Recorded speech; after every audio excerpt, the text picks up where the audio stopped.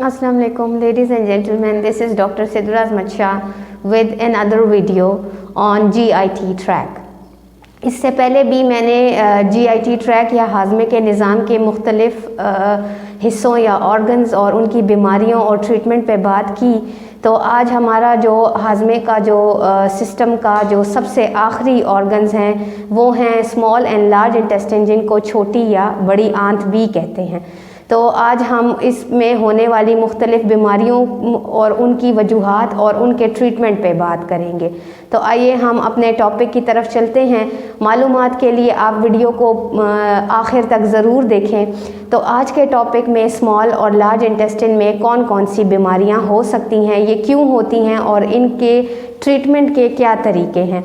तो खुराक जब हज़म होती है तो वो मैदे से डायरेक्ट स्मॉल इंटेस्टाइन यानी छोटी आंत में आती है और उसके बाद वो वहाँ से बड़ी आंत में चली जाती हैं।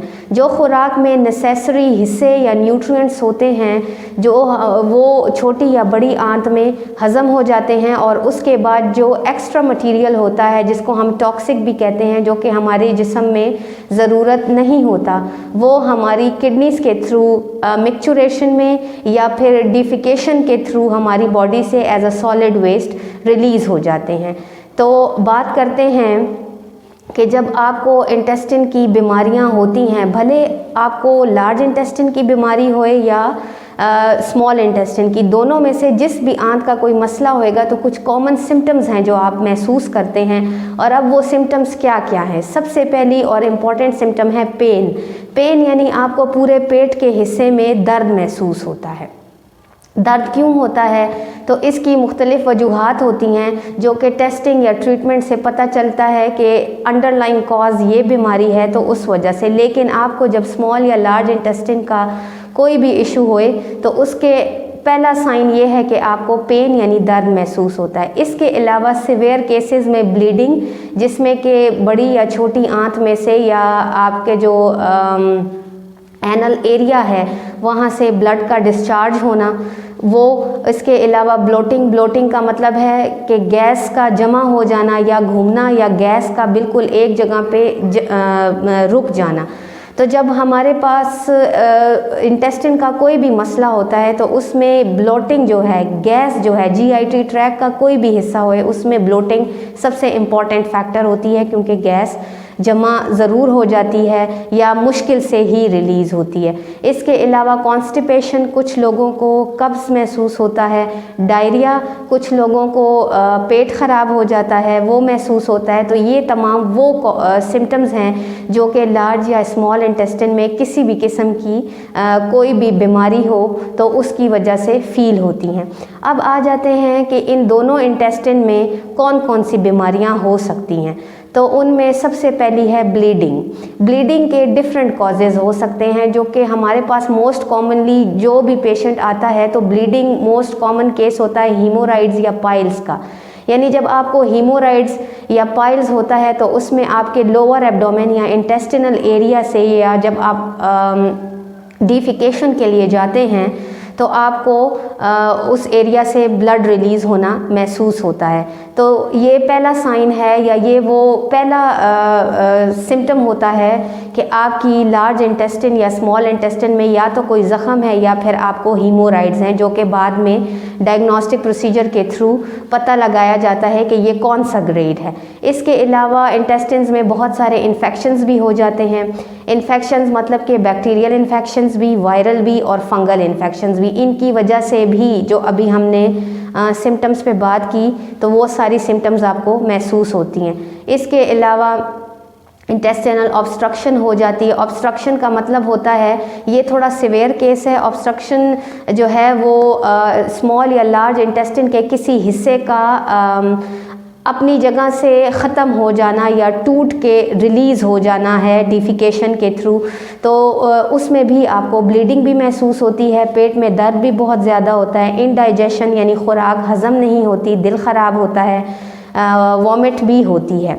इसके अलावा मोस्ट जो दूसरी कॉमन डिज़ीज़ है वो है IBS। बहुत सारे पेशेंट हमारी कंट्री में, क्योंकि हमारे लाइफस्टाइल्स ऐसे होते हैं या खाने पीने के तरीके ऐसे होते हैं जिसकी वजह से IBS का मर्ज़ बहुत ज़्यादा है। IBS में आपको 3 तरह की सिम्टम्स हो सकती हैं।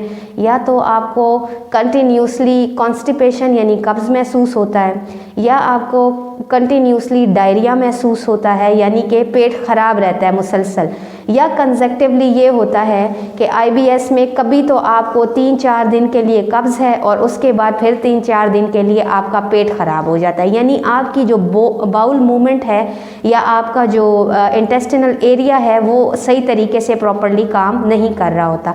इसके अलावा अल्सर्स हैं, जिसका हमने मैदे की वीडियो में भी बात की कि अल्सर्स मतलब कि आंतों की या दीवारों में ज़ख़म का हो जाना, तो उनको हम पेप्टिक अल्सर्स कहते हैं। वो उस वजह से भी होते हैं जो हमने H. पाइलोरी का बैक्टीरिया डिस्कस किया था। इसके अलावा इसका जो डिसऑर्डर है वो है इंटेस्टिनल कैंसर, यानी कैंसर हो जाता है इंटेस्टिन के किसी भी हिस्से में, चाहे छोटी आंत है या बड़ी आंत, उसके किसी भी हिस्से में कैंसर का हो जाना। अब ये तमाम बीमारियां क्यों होती हैं?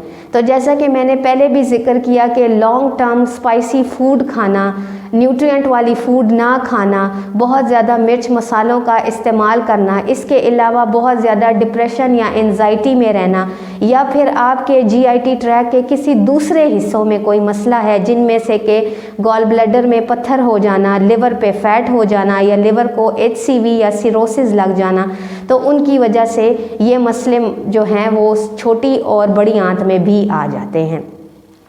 इनके डायग्नोस्टिक प्रोसीजर टेस्टिंग के थ्रू होते हैं। आप अल्ट्रासाउंड भी करवा सकते हैं, इसके अलावा ब्लड के टेस्ट भी करवा सकते हैं, जिससे डायग्नोज हो जाता है कि बीमारी किस नौयत पे है और किस स्टेज की है। आंतों की बीमारियों में जो मोस्ट कॉमन बीमारी है या हमारे पास मोस्टली जो पेशेंट आते हैं वो हीमोराइड्स के होते हैं, यानी कि बवासीर के पेशेंट। तो बवासीर का मर्ज़ एक ऐसा मर्ज़ होता है कि जिसमें आपके लोअर एब्डोमेन या लोअर लार्ज इंटेस्टिन या जो एनल एरिया होता है उस हिस्से में सूजी हुई रगें या वेन्स जो हैं वो पाई जाती हैं, और वो वेन्स बहुत ज़्यादा तकलीफ़ देह होती हैं। उनमें जलन का, उनमें सूजन का एहसास होता है, जिसकी वजह से जब भी आप डिफिकेशन के लिए या हाजत के लिए जाते हैं तो उस एरिया में आपको बेइंतहा का दर्द महसूस होता है, और उस दर्द और सोजिश की वजह से जब आप हाजत के लिए जाएं तो उस एरिया से ब्लड का डिस्चार्ज होता है। हमारे पास मोस्टली जो पेशेंट आते हैं वो बवासीर की ग्रेड 4 पे पहुँचे हुए पेशेंट होते हैं।